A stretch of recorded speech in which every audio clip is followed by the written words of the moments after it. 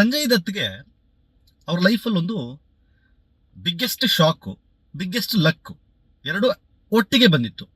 ಆದರೆ ಶಾಕ್ ಮಾತ್ರ ತಗೊಂಡ್ರು, ಲಕ್ ತಗೊಳ್ಳಿಲ್ಲ ಅವರು. 72 ಕೋಟಿ ವರ್ತು ಆಸ್ತಿ ಪಾಸ್ತಿಯನ್ನು ಸಂಜಯ್ ದತ್ ಅವರಿಗೆ ಬರೆದು ನಿಶಾ ಪಾಟೀಲ್ ಅವರು ಪ್ರಾಣ ಬಿಡ್ತಾರೆ. ಲೈಫಲ್ಲಿ ಯಾವತ್ತೂ ಸಂಜಯ್ ದತ್ ಅವ್ರನ್ನ ನಿಶಾ ಪಾಟೀಲ್ ಅವರು ಭೇಟಿ ಮಾಡಿಲ್ಲ, ಯಾವತ್ತೂ ಭೇಟಿ ಮಾಡಿಲ್ಲ. ಬರೀ ಸ್ಕ್ರೀನ್ ಮೇಲಷ್ಟೇ ಸಂಜಯ್ ದತ್ ಅವ್ರನ್ನ ನೋಡಿದ್ದು ನಿಶಾ ಪಾಟೀಲ್. ಸಂಜಯ್ ದತ್ ಅವ್ರಿಗೆ ಒಂದು ಪೊಲೀಸ್ ಸ್ಟೇಷನ್ಗೆ ಫೋನ್ ಬರುತ್ತೆ, ಸರ್ ನಿಮ್ಮ ಹೆಸರು ಹಿಂಗೆ ವಿಲ್ ಬರೆದಿದ್ದಾರೆ, ನೀವು ಅದನ್ನು ಕ್ಲೈಮ್ ಮಾಡ್ಕೊಳ್ಳೋದಾರೆ ಬರಬೇಕು ಅಂತ. ಇವರು ಅವ್ರ ಲಾಯರ್ನ ಕಳಿಸ್ಬಿಟ್ಟು ಕೇಳಿದಾಗ ಹೌದು ಆ ವಿಚಾರ ಸತ್ಯ. ಸಂಜಯ್ ದತ್ ಅವ್ರಿಗೆ ಶಾಕ್ ಆಗುತ್ತೆ. ನಮಸ್ಕಾರ, ಸ್ಪೀಡ್ ಪ್ಲಸ್ ಕರ್ನಾಟಕದ ವಿಶೇಷ ಕಾರ್ಯಕ್ರಮಕ್ಕೆ ಸ್ವಾಗತ. ನಾನು ನಿಮ್ಮ ಕೀರ್ತಿ. ಈಗ ಒಂದು ವಿಯರ್ಡ್ ನ್ಯೂಸ್ ಓದ್ತಾ ಇದ್ದೆ, ಸೊ ಹಾಗಾಗಿ ಅದನ್ನು ನಿಮ್ಮ ಜೊತೆ ಹಂಚ್ಕೋಬೇಕು ಅಂತ ಅನ್ನಿಸ್ತು ನನಗೆ. ಹೊರಗಡೆ ಕೆಲಸದ ಮೇಲೆ ಇದ್ದೆ, ಬಟ್ ಆದರೂ ಈ ವಿಡಿಯೋ ತುಂಬ ಇಂಟ್ರೆಸ್ಟಿಂಗ್ ಅಂತ ಅನ್ನಿಸ್ತು, ಅದಕ್ಕೆ ಮಾಡಬೇಕು ಅಂತ ಮಾಡ್ತಾ ಇದ್ದೀನಿ. ಸಂಜಯ್ ದತ್ ಬಗ್ಗೆ ನಿಮಗೆಲ್ಲ ಗೊತ್ತೇ ಇದೆ. ಬಾಲಿವುಡ್ನ ಬಹಳ ದೊಡ್ಡ ಆ್ಯಕ್ಟ್ರು, ಕನ್ನಡದಲ್ಲೂ KGF 2 ಸಿನಿಮಾದಲ್ಲಿ ಅದ್ಭುತವಾದ ಪಾತ್ರವನ್ನು, ಅಧೀರನ ಪಾತ್ರವನ್ನು ಮಾಡಿದವರು.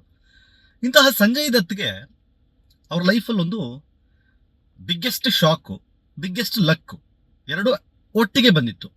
ಆದರೆ ಶಾಕ್ ಮಾತ್ರ ತಗೊಂಡ್ರು, ಲಕ್ ತಗೊಳ್ಳಿಲ್ಲ ಅವರು.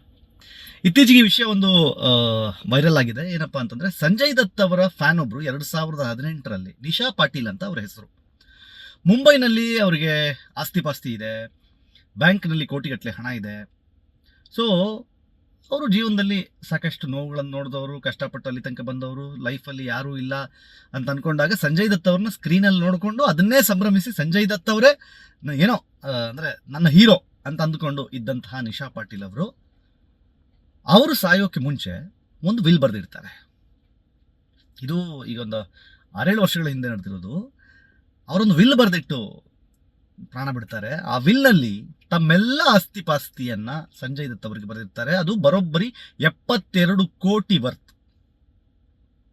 72 ಕೋಟಿ ವರ್ತು ಆಸ್ತಿ ಪಾಸ್ತಿಯನ್ನ ಸಂಜಯ್ ದತ್ ಅವರಿಗೆ ಬರೆದು ನಿಶಾ ಪಾಟೀಲ್ ಅವರು ಪ್ರಾಣ ಬಿಡ್ತಾರೆ. ಲೈಫಲ್ಲಿ ಯಾವತ್ತೂ ಸಂಜಯ್ ದತ್ ಅವ್ರನ್ನ ನಿಶಾ ಪಾಟೀಲ್ ಅವರು ಭೇಟಿ ಮಾಡಿಲ್ಲ, ಯಾವತ್ತೂ ಭೇಟಿ ಮಾಡಿಲ್ಲ. ಬರೀ ಸ್ಕ್ರೀನ್ ಮೇಲಷ್ಟೇ ಸಂಜಯ್ ದತ್ ಅವ್ರನ್ನ ನೋಡಿದ್ದು ನಿಶಾ ಪಾಟೀಲ್. ಪರ್ಸ್ನಲಿ ಭೇಟಿ ಮಾಡಲಿಲ್ಲ, ಫೋನಲ್ಲಿ ಮಾತಾಡಿಲ್ಲ, ಒಂದು ಲೆಟರ್ ಬರೆದಿಲ್ಲ, ಏನೂ ಗೊತ್ತಿಲ್ಲ. ಆದರೆ ಸಂಜಯ್ ದತ್ ಅವರಂದರೆ ಅಷ್ಟಿಷ್ಟ.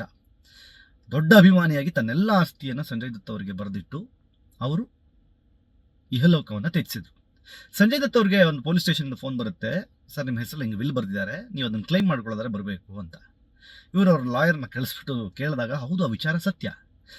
ಸಂಜಯ್ ದತ್ ಅವ್ರಿಗೆ ಶಾಕ್ ಆಗುತ್ತೆ, ಬಟ್ ಅವ್ರು ಕ್ಲಿಯರ್ಲಿ ಹೇಳ್ತಾರೆ, ನನಗೆ ಅವ್ರಿಗೂ ಸಂಬಂಧನೇ ಇಲ್ಲ, ಅವ್ರು ಯಾರು ಅಂತಲೇ ನಂಗೆ ಗೊತ್ತಿಲ್ಲ, ಅವರು ನನ್ನ ಹೆಸರಿಗೆ ಬರೆದಿದ್ದಾರೆ ಅನ್ನೋ ಕಾರಣಕ್ಕೆ ನಾನು ಅದನ್ನು ಕ್ಲೈಮ್ ಮಾಡ್ಕೊಳ್ಳೋಕ್ಕಾಗಲ್ಲ, ನಾನು ಆಸ್ತಿಯನ್ನು ಮುಟ್ಟೋದಿಲ್ಲ ಅಂತ ಹೇಳಿ ಅದನ್ನು ರಿಜೆಕ್ಟ್ ಮಾಡ್ತಾರೆ.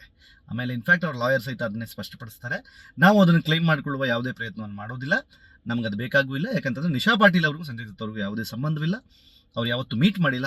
ಆ ಕಾರಣದಿಂದಾಗಿ ನಾವು ಆ ಆಸ್ತಿಯನ್ನು ತಗೊಳಕ್ಕೆ ಬರೋದಿಲ್ಲ ಅಂತ ತುಂಬ ಸ್ಪಷ್ಟವಾಗಿ ಹೇಳ್ತಾರೆ. ಆದರೆ ನಾನು ಹೇಳೋದು ಅಭಿಮಾನ ಹೇಗಿರುತ್ತೆ ನೋಡಿ.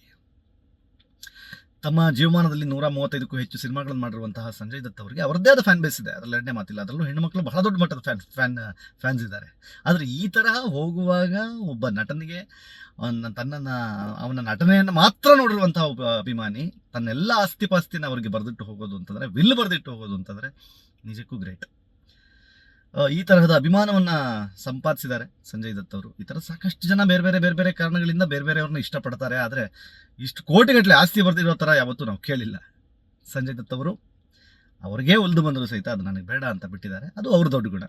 ಅದು ಇವಾಗ ಸರ್ಕಾರಕ್ಕೋ ಅಥವಾ ಅದಕ್ಕೆ ಉಪಯೋಗ ಆಗುವ ಯಾರಿಗಾದರೂ ಅದು ದಕ್ಕಿದ್ರೆ ಒಳ್ಳೆಯದು. ಏನನ್ನಿಸ್ತು ಈ ವಿಡಿಯೋ ನೋಡಿ?